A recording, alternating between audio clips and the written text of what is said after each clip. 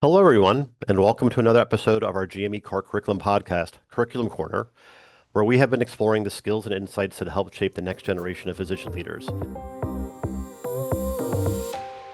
I'm your host, Dr. Arthur Ohlendorf, and today we're focusing on a critical question for residents and fellows. How do you develop physician leaders? Leadership in healthcare is evolving quickly, requiring us skills that go beyond the bedside and into the realms of systems thinking, communication, and advocacy. To guide us through this conversation, I am honored to be joined by Dr. Tony Supal, Executive Vice President and Chief Physician Executive at Carilion Clinic. Dr. Supal's journey from emergency medicine to executive leadership offers a unique perspective on what it takes to lead in today's healthcare environment. Dr. Supal, thank you for being with us today. A proud hurricane and a pride wildcat. Love that. Could you start by sharing your journey from emergency medicine to your current leadership role at Carilion Clinic and what personally defines your approach to leadership? Yeah, Arthur, pleasure to be here, and I want to say hello to all of the residents out there. And it's so great that they are interested in what it means to be a leader and how to become one. My journey into leadership was maybe a little unusual. I never actually really thought that I would be a leader, and particularly in academic medicine. I started off first trying to figure out if I wanted to join a community emergency medicine practice or be an academic, and I really modeled my decision making after the attending physicians I worked with at Carolinas Medical Center. I just thought that would be the coolest job, to be an academic faculty member, and that's all I really wanted to do. And I initially then thought, whoa, well, maybe I can do more. And I said, I'll be a program director at my next place. And I went to Indiana University after my chief residency at CMC, and I quickly realized, oh no, did not want to do that job. And I fell into some research roles and then found a passion for education and program building that by chance, I ran into someone at an airport after a national meeting who said, hey, there's a chair position open at Maine Medical Center. You should apply for it. I never even considered at that point that I could or should even think about it. But once I did, I recognized I had a passion for education, a passion for faculty development, and how could I then really lean into that? And I thought, oh, becoming a chair might be a great idea. I think I was 35 at the time, which was, way too young. I applied and never even got an interview. So there you go. Full stop on the leadership journey. But I persisted because I felt committed that, okay, maybe I'm not ready now. I'll be ready a little bit later on. University of Arkansas came calling. Didn't think I would ever live in the state of Arkansas. Was very fortunate to be named the chair of emergency medicine there. And as that health system evolved, I found myself in additional leadership roles. And so we went to a service line model. I became the service line director while maintaining my chair role. And I was fortunate enough to find mentorship in the eventual CEO who asked me to be the chief clinical officer, then joined the dean's office as an executive associate dean, went off to Dartmouth to get a master's in healthcare delivery science. Putting all that together helped me then say, well, what's the next step for me? And thankfully, this opportunity at Carilion was available that really touched on all of those components of my career and life experiences that I was very passionate about. And so here I am, living the dream, so to speak.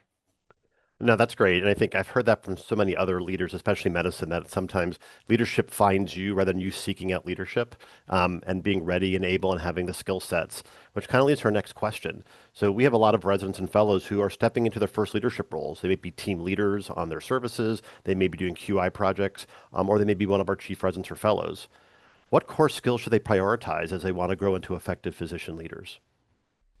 Yeah, Arthur, I think that you can read 10 leadership books. You're going to hear some of the same things, but here are things that I always go back to from a leadership perspective. And for me, the key pillars are integrity, compassion, accountability, respect, excellence. You also have to be courageous, and you always have to work on your emotional intelligence. Don't assume you're good at those things right off the bat. In fact, you will work on them for your entire career. Remain humble, be a servant, and really think about what those, for me, what those pillars mean for you as an evolving leader in healthcare. And be passionate. Don't be afraid to fail. and understand that we're all constantly learning. So if it's a quality role or it's a chief role, that's okay. Learn from those mistakes, learn from the mistakes of others, and again, strive for excellence along with those other pillars that I discussed. Yeah, I mean, there's so many ways to get formal leadership training, and you've done a little bit. You said getting other degrees during residency and fellowship can be kind of hard based on time, based on accessibility. So even though these leadership programs can be transformative, I've done several later in my career. But what practical steps can residents and fellows take during training to deliberately build these leadership competencies you're describing? Yeah, so I think there are a couple things, and you're right. As a resident, the first thing you need to focus on is just be the best doctor you can be in the specialty that you're training. That's critical. And in fact, by doing that, you will be a better leader. But along the way, be curious. So if you're interested in quality or you're interested in research, get involved in a project that fits in with your schedule. Don't overcommit. I think at this stage of training, you're much better off going deep and narrow than trying to do everything. And if you're fortunate, get out to a national meeting. Many of these national meetings have leadership tracks for residents. It's a great way to network and also start your leadership journey and learning what it means to be a leader. And then be observant. I learned a lot of my lessons in leadership by seeing what people did well. And when they didn't do things well, I'm like, ooh, boy, I'm not going to make that mistake. And that costs you nothing to do whatsoever. And then it's not too early to start formalizing mentoring relationships and informal mentors as well as formal mentors. And what's an informal mentor? It really is anyone that you trust. It's your best friend. It's your spouse. It is people in the community. If you go to church, you can learn something from all of those individuals that are very, very relevant to how you manage leadership in a healthcare setting. And then, of course, formal mentors, maybe those that you meet with on a regular basis that have done the things that perhaps you aspire to do or that you're not even sure that you aspire to do, but you might. And so never too soon to do that. I think during residency, it's a great time to do that. It can inform you not only as a leader, but as a clinician. That's great. And I think developing those skills like you're talking about are so important. But, a lot about leadership is just navigating change. And right now, the realities of our healthcare environment. Right now, there's a lot of polarized politics. Reimbursement is always difficult to predict, a lot of societal pressures. So, as residents are looking at their physician leaders, what can physician leaders do to navigate these forces, but not lose focus on the patient care part that I know drives you a lot? You still do shifts in the ED, drives me a lot. I still do shifts on labor and delivery. How do they go about that? How do they look at that? Yeah. So the one constant in the universe, and especially in healthcare, is change. And so if you start with that premise, then I think for me the steps are easy. Check your own pulse. Don't panic. Embrace change and understand that you're not alone. So if there is a difficult change or a difficult set of circumstances, understand that either someone else has navigated that before or others will be navigating it with you.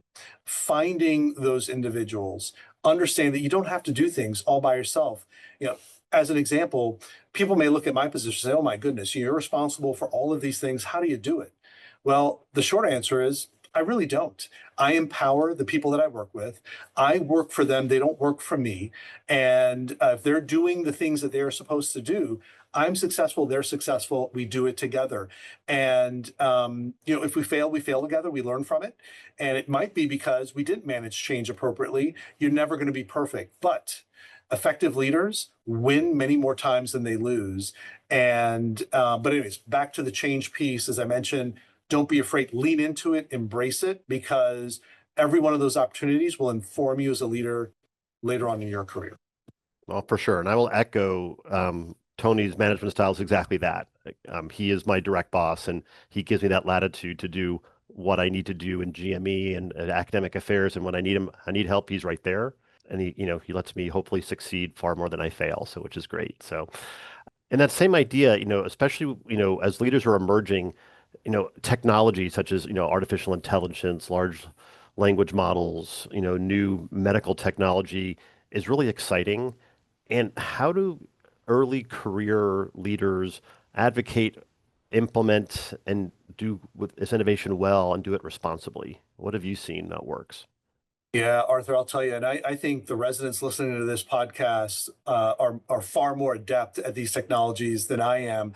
But I use AI almost every single day, and it's at a stage of development, in my opinion, in the healthcare setting that requires us to be introspective as well as cautious, but we need to adopt and use more of the technology than we currently do. And I think we're seeing that transformation here at Curling Clinic. I see it myself.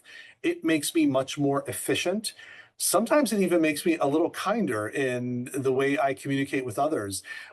And it allows us to test hypotheses from a strategic standpoint, from a change standpoint, to present options that we may not have thought of on our own.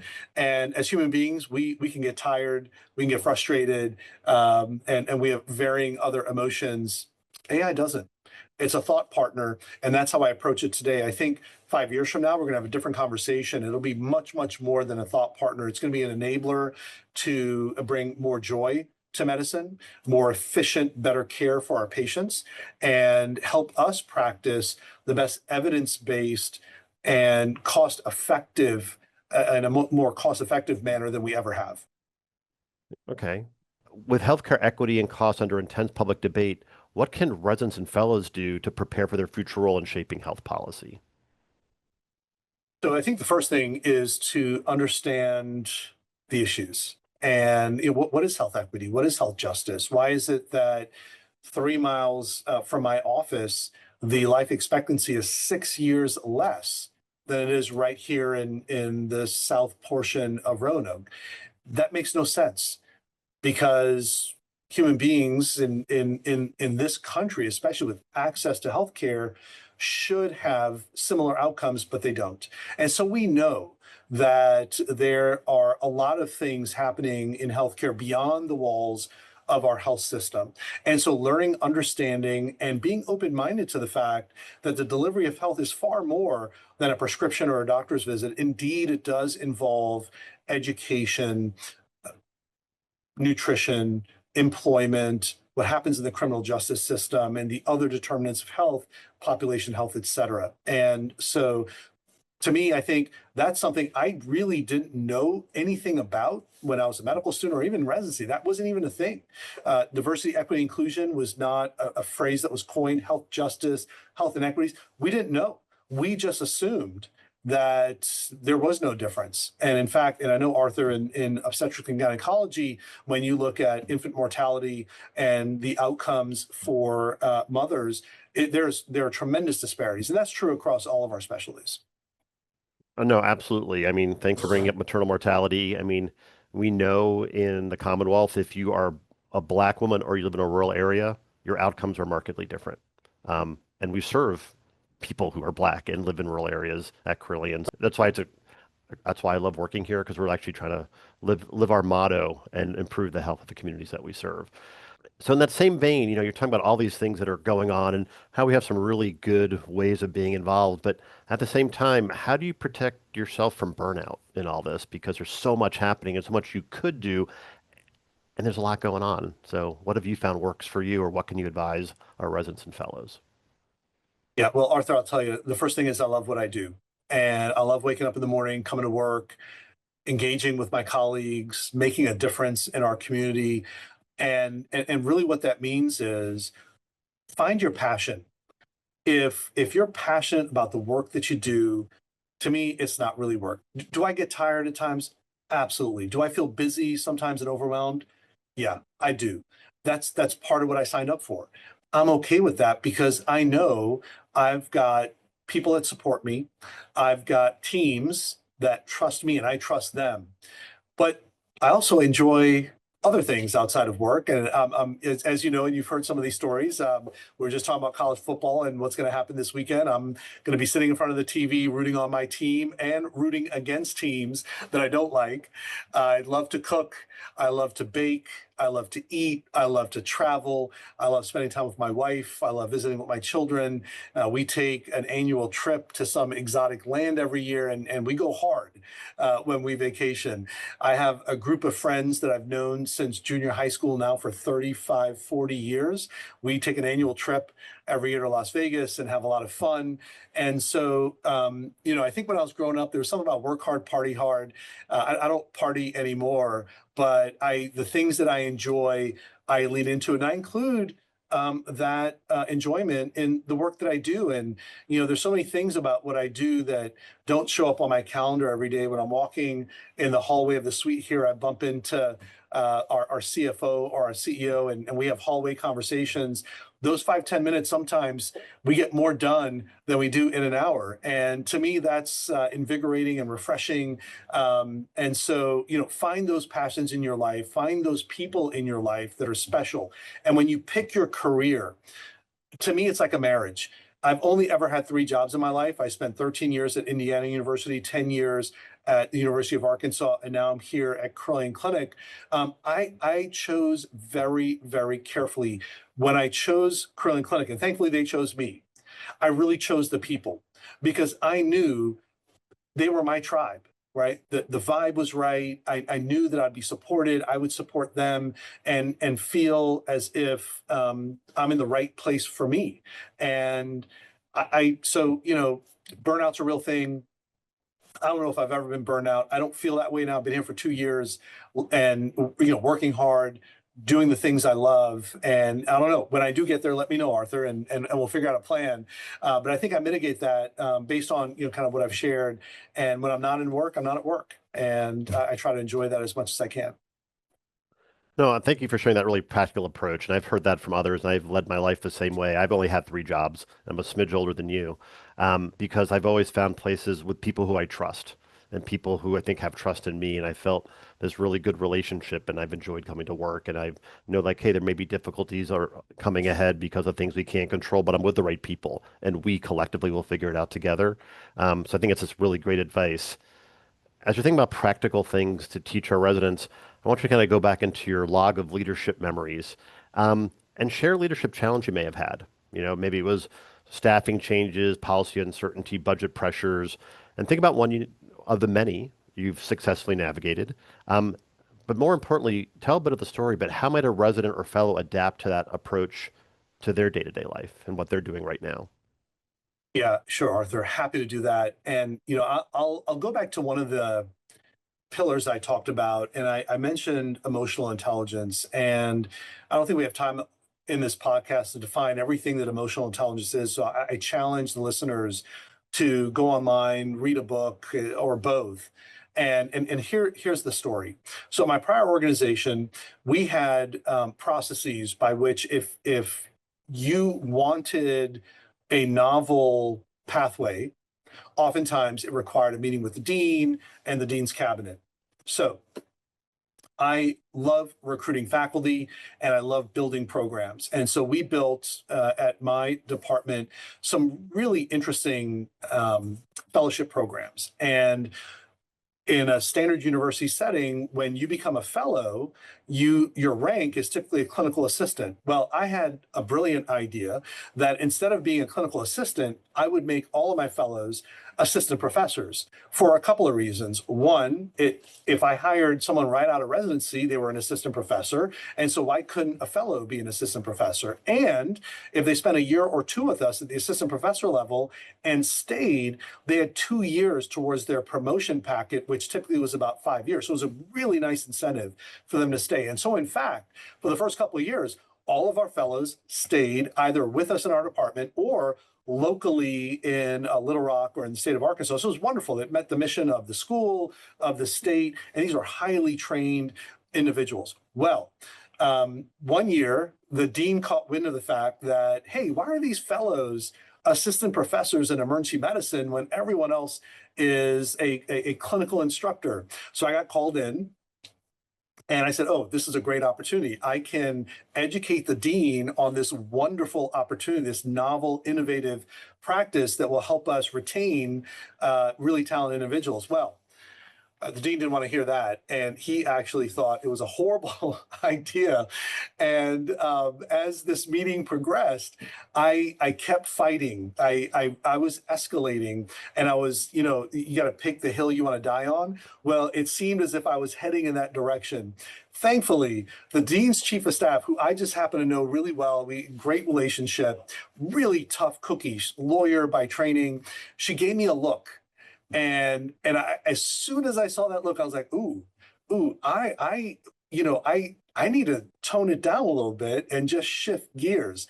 And what I learned in that moment was I need to think about, what are my triggers that get me moving along the wrong direction as a leader that might either hurt my team, reduce my credibility, or just spend currency that I don't want to spend. And so my cognitive forcing strategy as a leader that I learned in that moment was when people question my integrity, I really get reactive. And so what I do is I recognize it.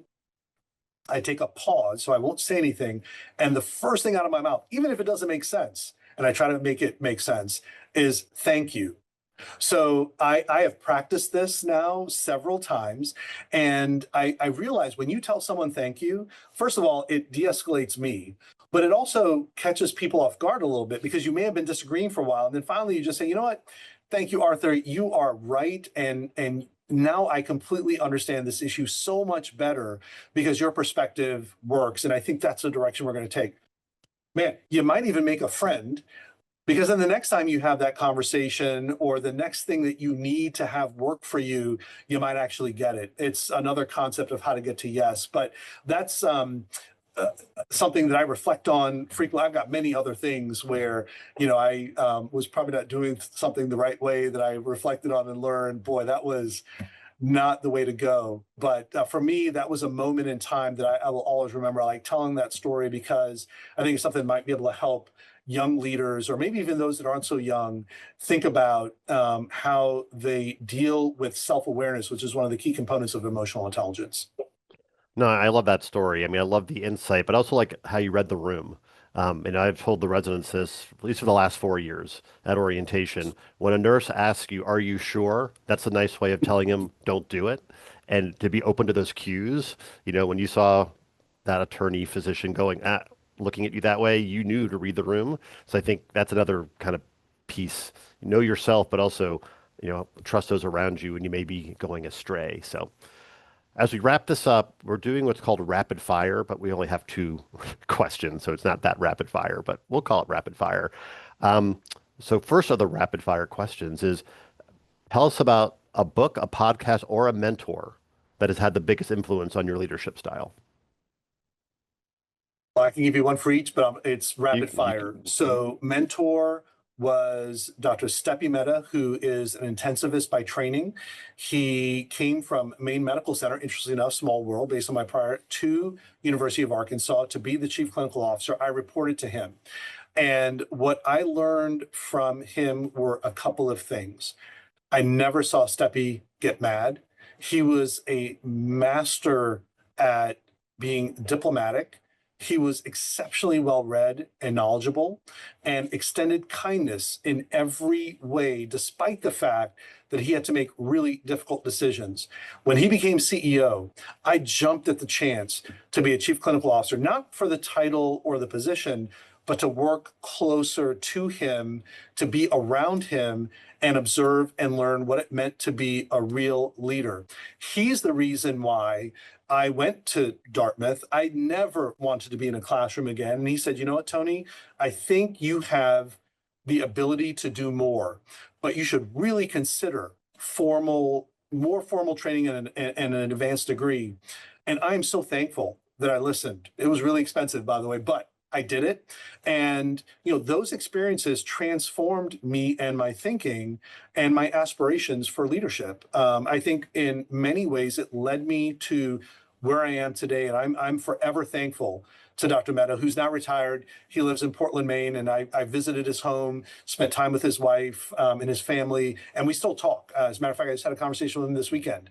And I can't speak highly enough of the mentors in my life. my chair of emergency medicine when I was a resident, my first chair at Indiana University, and then at the University of Arkansas. And I'll tell you, here at Carilion Clinic, we have tremendous leaders here. Steve Arner, our CEO, I consider him a mentor and a friend. I learn from our CFO every day, and even lawyers. And I know typically in medicine, we don't like the lawyers. I love our lawyers. Nick Conti is a wonderful leader in this organization. And so they provide mentorship for me. I feel as if I have many, many mentors still in my life, and I hope to keep them forever. Well, just because I was thinking about this and it's rapid fire, I'm going to go one more: book or podcast, since that'll be more accessible to all our residents. They can't meet your mentors. They can get their own, but a book or podcast, one of the two. So I'm going to go with book, and I'm going to go a little bit off the typical, good to great kind of book. There's a book I read, and the title is Drive. And the concept of drive is that it gets into the psychology of what drives leadership and drives individuals.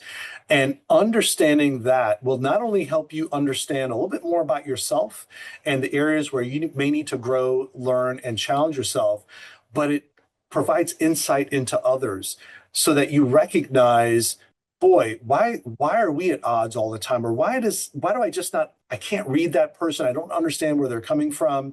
Some of that may be drive, maybe other things. So check it out, and I'll give you a bonus book. It is Deep Work, I think is the title of it, and understanding that in order to be or to create inspirational work, you oftentimes need to separate yourself for blocks of time to become innovative and truly get the work product that you need versus I can do five things at one time over the next 2 hours and then expect all of that to be excellent. I don't even think you do that with AI. So Deep Work and Drive, two books. Awesome. Thank you. So final question. What is your top piece of advice for residents and fellows who want to start building their leadership skills tomorrow? I think that understanding your identity is the most important thing. And here's what your identity is. We are physicians. That is your identity. That is actually your superpower because no one else can be a physician like you are. If you think broadly across industry, it is a special talent that you have and a privilege to do the things that only physicians can do. You layer leadership and other experiential learnings you'll have throughout your career, you become a unicorn. So lean into being the best physician you can be and keep that as your core identity. It will serve you as a leader today and throughout your career. Dr. Paul, thank you so much for joining us and sharing your journey into physician leadership. And also on a personal note, thank you for being a great teacher to me about leadership. I learned a lot about your style and how you do things that I've been trying to incorporate since we've known each other for the last 2 years. So for our residents and fellows listening, I hope today's conversation inspires you. Start thinking about your own leadership development, whether it's through small team roles, mentorship, or simply being intentional about how you show up every day. And that's it for the episode of Curriculum Corner. Until next time, keep learning, keep leading, and most importantly, keep caring. I'm Arthur Ollendorf, signing off.